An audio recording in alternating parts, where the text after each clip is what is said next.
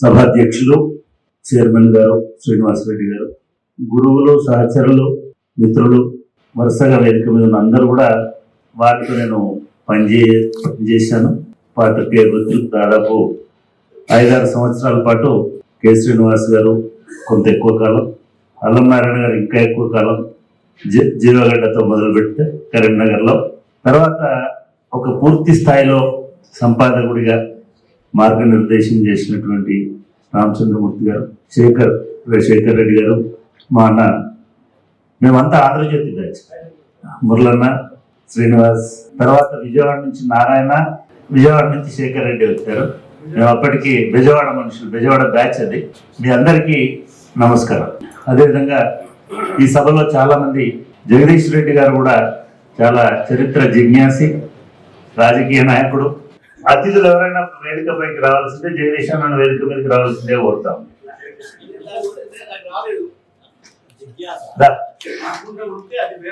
అంటే నేను జగదీశ్వర్ రెడ్డి గారితో, అదేవిధంగా వారి నాన్నగారితో కూడా చాలా సందర్భాల్లో గంటల పాటు అనేక విషయాలు చర్చించినప్పుడు నిజానికి చరిత్ర మీద ఉన్న అవగాహన, ముఖ్యంగా తెలంగాణ మీద చరిత్ర మీద ఉన్నటువంటి అవగాహన పెద్ద అయినా కానీ, అదేవిధంగా జగదీష్ కానీ చాలా లోతైనటువంటి అవగాహన ఉన్నటువంటి వ్యక్తి జగదీష్.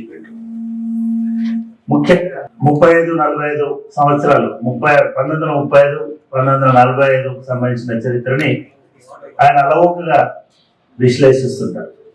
నిజానికి ఇది ఒక మంచి సందర్భం. ఎందుకంటే ఒక గొప్ప పుస్తకం కట్టా శేఖర్ రెడ్డి గారు తెలంగాణ చరిత్ర మూలాలు అనేటువంటిది ప్రచురించినారు. ఈ చరిత్ర మూలాలకు సంబంధించిన ఈ పుస్తకానికి దాదాపు 30 పేజీల ముందు మాటలు ఉన్నాయి.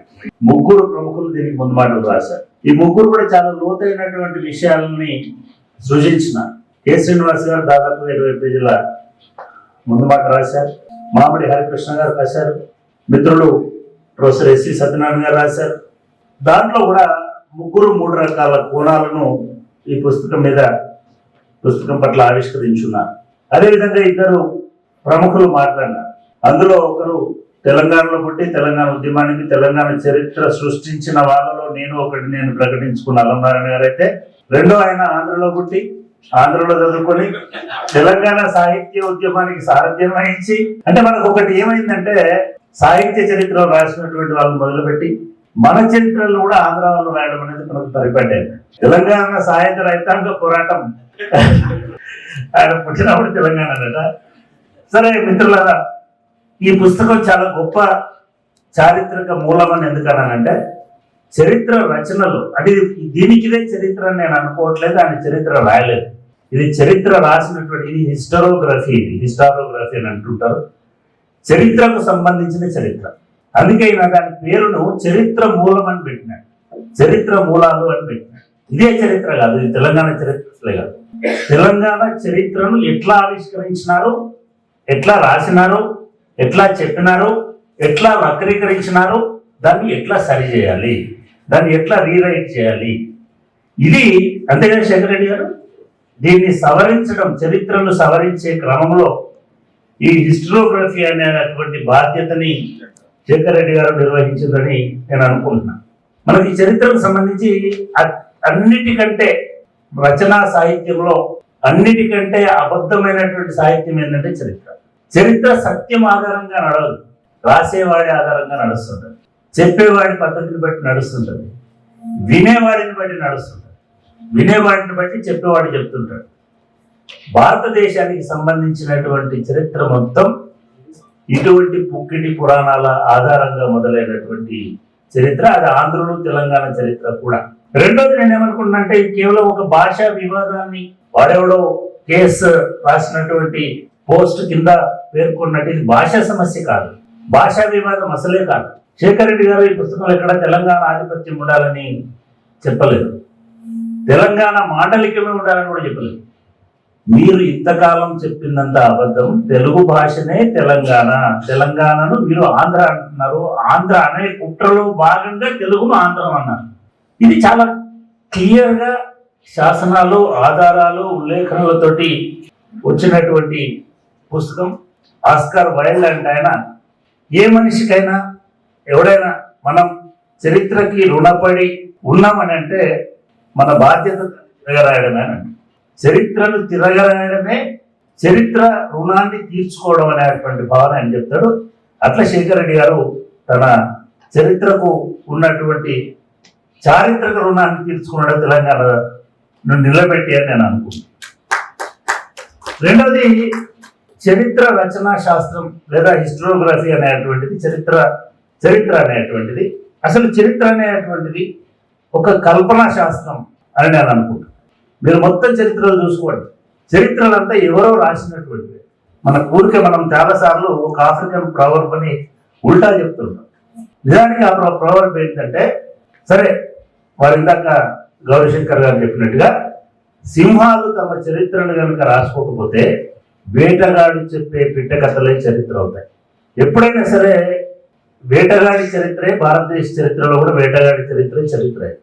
మన చరిత్ర మొదటి దశలో ఎక్కువ టైం ఉందో ఎంత టైం ఉందో నాకు తెలియదు, కానీ మొదటి దశ నుంచి వేదాలు, ఇతిహాసాలు, పురాణాలు, రామాయణ, భాగవత గాథలు ఇవన్నీ ఇవాళ చరిత్ర కూర్చున్నాయి. ఇతిహాసం లేదా ఆ చెప్పినటువంటి కథలన్నీ అవి వాటికవే చరిత్రలు అయినాయా అంటే భారతదేశ సంస్కృతిని నిర్మించడంలో ఒక ఆధిపత్య కుట్ర, ఆధిపత్య ధోరణి అనేటువంటిది వచ్చింది. అదేం చేసింది అని అంటే చరిత్రను సృష్టించి, చరిత్రను కల్పించి ఆ పద్ధతిలోనే ఆలోచించేటువంటి ధోరణిని మనకు ఇచ్చింది. అది ఒక దశలో ధర్మం అయిపోయింది. సనాతన ధర్మం అనేటువంటిది అప్పటికి జరిగినటువంటి ఈ చరిత్ర క్రమాన్ని దాని మీద ఉండి చరిత్రను ఎట్లా చూడాలి, జీవితాన్ని ఎట్లా చూడాలి అనేటువంటి విషయాల్ని చెప్పింది. దాని తర్వాత ఏమైనా జరిగిందా? ఈ మధ్య మాకు ఆంధ్రజ్యోతి గ్రూప్ లో ఒక మిత్రుడు ఎవరో ఒక గ్రీకు రాజులాగా లేదా చక్రవర్తులాగా భారతదేశానికి కీర్తి తెచ్చినటువంటి చక్రవర్తి ఎవరు అనేటువంటిది ఒక సంభాషణ తీసుకొచ్చిన. అందులో ఎవరో చెప్పారు, అశోకుడు ఎందుకు రాలేకపోయినాడు భారతదేశానికి. మనకు రామరాజ్యం అంటున్నాం, రాముడి మీద రకరకాల వాదనలు ఉన్నాయి, వాటి జోలికి వెళ్లాల్సినటువంటి అవసరం లేదు. కానీ అశోకుడి రాజ్యం నుండి భారతీయులందరూ అశోకుడిని ఎందుకు ఓన్ చేసుకోకపోతున్నారు అనేటువంటి చర్చ జరిగింది. అట్లా జరిగినప్పుడు ప్రధానంగా వచ్చినటువంటి వాదన ఏమిటి? కొన్ని చరిత్ర మూలాల్లోకి వెళ్ళి చరిత్ర పరిశోధకులకు సంబంధించినటువంటి అంశాలకు వెళ్ళి చూసినప్పుడు అశోకుడిని హైందవ ధర్మం యాక్సెప్ట్ చేయలేదు. అశోకుడిని జాతీయవాదిగా గుర్తించలేదు. మొత్తం భారతదేశాన్ని ఏలినటువంటి రాజు అయినప్పటికీ ఆయన ఈ దేశంలో ఉన్న ప్రధాన సనాతన ధర్మం మీద తిరుగుబాటు చేసినటువంటి వ్యక్తి కాబట్టి ఈ దేశం ఆయన్ని ఓన్ చేసుకోలేదు అనేటువంటి ఆధారాలు, ఇది వాస్తవం. ఆయన చివరి దశలో బుద్ధిజంకి వెళ్ళినాడు, బుద్ధిజం ప్రచారం చేసినాడు, ఒక ప్రత్యామ్నాయ హైందవ సాంప్రదాయానికి భిన్నమైనటువంటి సాంప్రదాయాన్ని ఆచరించినాడు, ప్రచారం చేసినాడు. కాబట్టి ఆయన జాతీయ రాజు కాలేకపోయినాడు, భారతీయ రాజు కాలేకపోయినాడు. మీరు మొత్తం భారతదేశ చరిత్ర అంతా క్రమాన్ని తీసుకుంటూ వస్తే ఈ దేశం ఇవాళ మనం చెప్తున్నాం మొదటి నుంచి కూడా ఒకే ఏకత్వం మీద నడిచినటువంటి దేశం, భిన్నత్వాన్ని ధ్వంసం చేసినటువంటి దేశం భారతదేశం. అది భిన్న సంస్కృతి కావచ్చు, భిన్న భాషలు కావచ్చు, భిన్న ఆచారాలు సంప్రదాయాలు కావచ్చు, భిన్న ఆరాధనలు కావచ్చు, భిన్నమైనటువంటి అసలు భారతదేశమే భిన్నమైన దేశం. బ్రిటిష్ వాళ్ళు వచ్చారు, వేరే దేశాలు లాంటి వాళ్ళు జాతీయ భావన వచ్చిందే బ్రిటిష్ వారితో అని చెప్తుంటారు. అంతకు ముందు భిన్న రాజ్యాలుగా ఉన్నటువంటి దేశం, భిన్న అస్తిత్వాలు ఉన్నటువంటి దేశాన్ని బ్రిటిష్ వాళ్ళు వచ్చిన తర్వాత ఒక ఏకత్వ భావన తీసుకొచ్చి భారతదేశం భారతీయులం అనేటువంటి భావనని కల్పించినారు. ఇది వాస్తవం. పైడిమర్రి సుబ్బారావు గారు రాసినటువంటి భారతదేశం నా మాతృభూమి ఎవరు కాదన్నారు? భారతీయులందరూ నా సహోదరులు ఎవరన్నారు? ఎవరు ఆచరించినారు? అసలు ఇది ఎందుకు వచ్చింది అంటే చైనా లేదా మిగతా దేశాలతో యుద్ధాలు జరుగుతున్నటువంటి టైంలో ఈ ప్రజలకు మేమంతా ఒకటి అని చెప్పాలి. కాబట్టి నిజానికి అంతకుముందు అంబేద్కరే అందరూ సహోదరులం అని చెప్పినప్పుడు పట్టించుకోవాలి. ఈ భిన్నత్వాన్ని ఒకవైపు అదుచుకుంటూనే ఒక జాతీయవాద ఏకత్వాన్ని సృష్టించడానికి ప్రయత్నం జరిగింది అని సబర్టర్నల్ లిటరేచర్ ని ప్రతిపాదించినటువంటి శాస్త్రవేత్తలు, సామాజిక పండితులు చెప్తా ఉన్నారు. భారతదేశ చరిత్ర అంతా అయితే ఒక కొలోనియల్ భావజాలంతో నిర్మించబడినటువంటి చరిత్ర మొదట, తర్వాత ఒక జాతీయ ఫ్యూడల్ భావజాలంతో నిర్మితమైనటువంటి చరిత్ర అని చెప్పిన దాన్ని సవరించాల్సినటువంటి ప్రయత్నం, దాన్ని సరిదిద్దాల్సినటువంటి ప్రయత్నం, దాన్ని రచించాల్సినటువంటి ప్రయత్నం జరగాలి. శేఖర్ రెడ్డి గారు మొదటి మెట్టుగా ఆ ప్రయత్నాన్ని భాష భావనతో మొదలుపెట్టి దీన్ని ఒక ఒక ఒక పునాది రాయిలాగా చేసినాడని నేను అనుకుంటున్నాను. భారతదేశ చరిత్రలో సబల్టర్న్ వాదులు చెప్తున్నట్టుగా, సబల్టర్న్ వాదులు అంటే ఎవరైతే నిర్లక్ష్యానికి గురైపోయి ఉన్నారో, అది దళితుల చరిత్ర అయ్యుండొచ్చు, ఆదివాసుల చరిత్ర అయ్యుండొచ్చు, మూలవాసుల చరిత్ర అయ్యుండొచ్చు, చిన్న చిన్న అల్పసంఖ్యాక జీవుల చరిత్ర అయ్యుండొచ్చు, చిన్న చిన్న అల్పసంఖ్యాక జాతులు పాలించిన రాజ్యాల చరిత్ర అయ్యుండొచ్చు.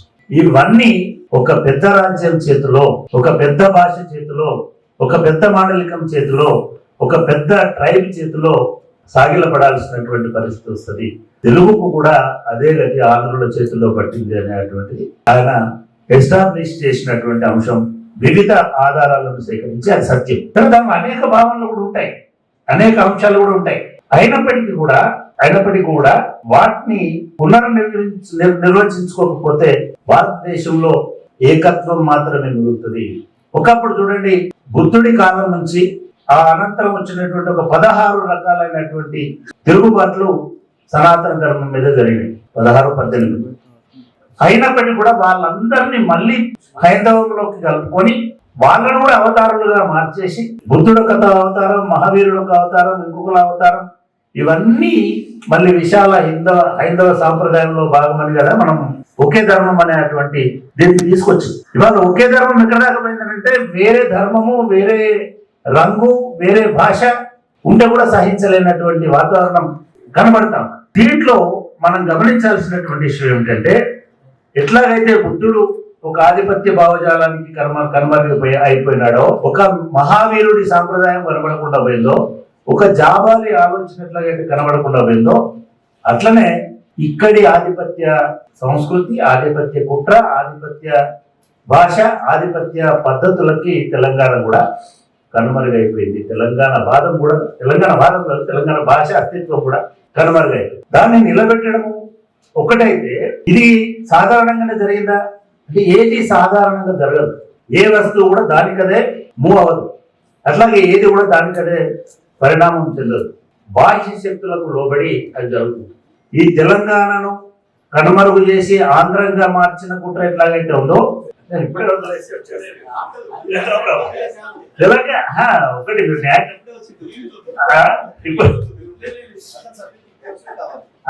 రాజేడు కదా. ఇప్పుడు ఎట్లా ఉంటుందంటే ఆధిపత్య శక్తుల కుట్ర, ఒకటి నువ్వు మాట్లాడేదాన్ని నిర్లక్ష్యం చేయడం, అంటే నీ చరిత్రను గుర్తించకపోవడం, నీ అస్తిత్వాన్ని గుర్తించకపోవడం. తెలంగాణ చరిత్ర, తెలంగాణ సంస్కృతి, తెలంగాణ అనే ఒక పేపర్ పెట్టాలని అనుకున్నాం. చాలా మంది పండితులు, చాలా మంది ప్రొఫెసర్లు దాన్ని వ్యతిరేకించారు. ఎందుకు వ్యతిరేకిస్తున్నారు? పెట్టాలి కదా అని నేను చైర్మన్గా నేను ఆర్గ్యూ చేశాను అని ఒక కమిటీ వేశాను. ఆ కమిటీ కూడా వ్యతిరేకించారు. నాకు మద్దతు ఇచ్చింది కేవలం 18 మంది కమిటీలో. ఒకటి కోదండరామ్ గారు, రెండోది అడప సత్యనారాయణ గారు, ఇద్దరే ఒక రకంగా.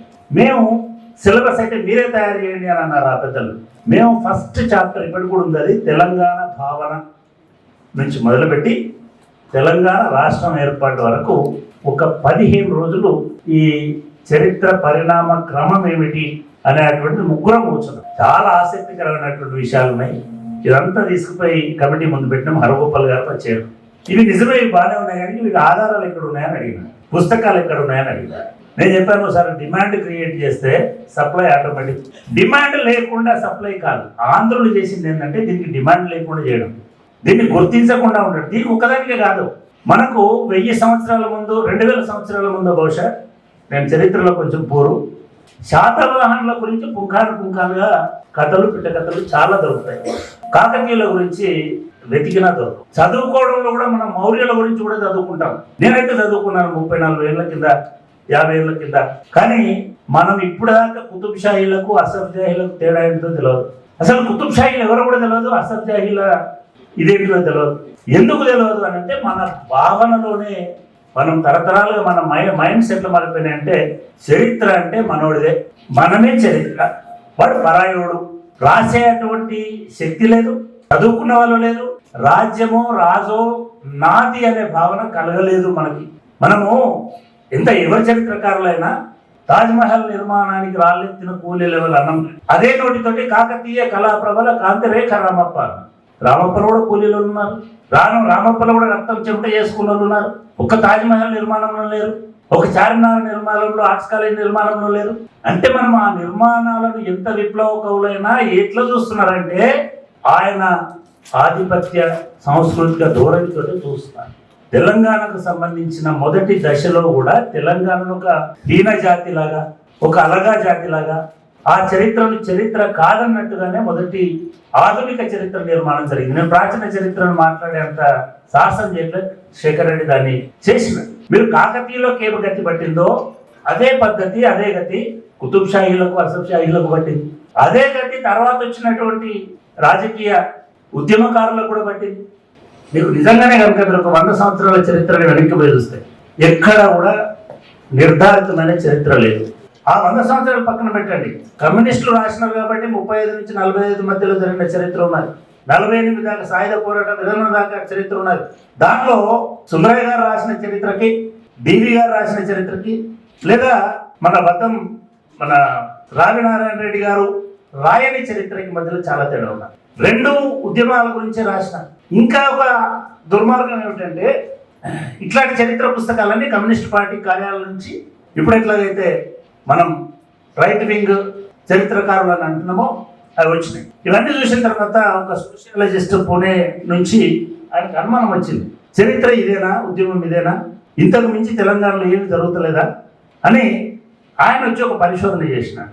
ఈ 2, 3, 4 గ్రంథాలు లేని అనేక విషయాలని ఆయన ఆవిష్కరించి. సో ఇట్లా చరిత్ర అనేటువంటిది కొంతమంది చేతుల్లో, కొంతమంది నిర్మించిన దానిలో, ముఖ్యంగా ఆంధ్రులు నిర్మించిన చరిత్ర కాబట్టి, ఆ పాఠ్య పుస్తకాలు కూడా వాళ్ళే కాబట్టి, వాళ్ళదే జాతి అనుకున్నారు కాబట్టి, ఈ జాతి అంతరించి తెలుగు జాతి పోయి, తెలంగాణ పోయి, ఆంధ్ర జాతి మిగిలింది.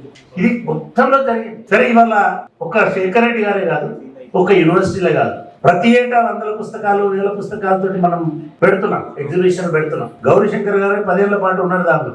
ఎంతవరకు మీరు తెలంగాణ పరిశోధనని ప్రోత్సహిస్తున్నారు? 2 minutes క్లోజ్ చేస్తారు. ఎంతవరకు మీరు తెలంగాణ పరిశోధన చేస్తారు? ఏ రచయిత తెలంగాణలో ఒక చిన్న ఘట్టంలో ఏం జరిగింది, 1948 తర్వాత 52 వరకు ఏం జరిగింది, 52 నుంచి 56 వరకు ఏం జరిగింది, చారిత్రక ఇట్లాంటి ఆధారాలతో నాకు తెలియకపోవచ్చు, ఒక్కరు కూడా ప్రయత్నం చేయలేదు, రాయలేదు. తెలంగాణ వచ్చింది, తెలంగాణ ఉద్యమం అనేది గొప్ప సాహిత్యాన్ని క్రియేట్ చేసింది వాస్తవం. కానీ తెలంగాణ వచ్చిన తర్వాత మనం దాన్ని మర్చిపోయాం. తెలంగాణ వచ్చిన తర్వాత చేయాల్సినటువంటి పనిని చేయలేకపోయాం. ఇది కేవలం పరిశోధకులదే కాదు. ఎందుకంటే తెలంగాణలో అధ్యాపకులు, పరిశోధకులు, మేధావులంతానేమో రాజకీయాలు మాట్లాడుతుంటారు, రాజకీయ నాయకులేమో మేధావులుగా చలామణి అవుతుంది. కాబట్టి ఇది తెలంగాణ సమాజ బాధ్యత నేను అనుకుంటున్నా. ఇది మర్చిపోయినాం మనం. ఇది మర్చిపోవడం అంటే మన మూలాలను మనం మర్చిపోవడం. అటువంటి ఒక మౌలికమైనటువంటి అంశాన్ని ముందుకు తీసుకొచ్చి చరిత్ర నిర్మాణానికి, చరిత్ర నిర్మాణం అంటే మళ్ళీ చెప్తున్నాను, నీ వాదనను గట్టిగా రాయడం, ఆధారాలతో నిరూపించడం. అంతకు ముందు వీడు ఇట్లా అన్నాడు కదా, వాడు అట్లా అన్నదే చరిత్ర కాదు. మళ్ళీ చరిత్ర మారుతుంటుంది నిరంతరం. చరిత్ర ఫుల్ స్టాప్ ఉంటుంది. ఇది అంతిమ సత్యం అని ఎవరూ నిర్ధారించలేదు. ఇంకో కొత్త ఆధారం దొరికితే కొత్తది వస్తుంది.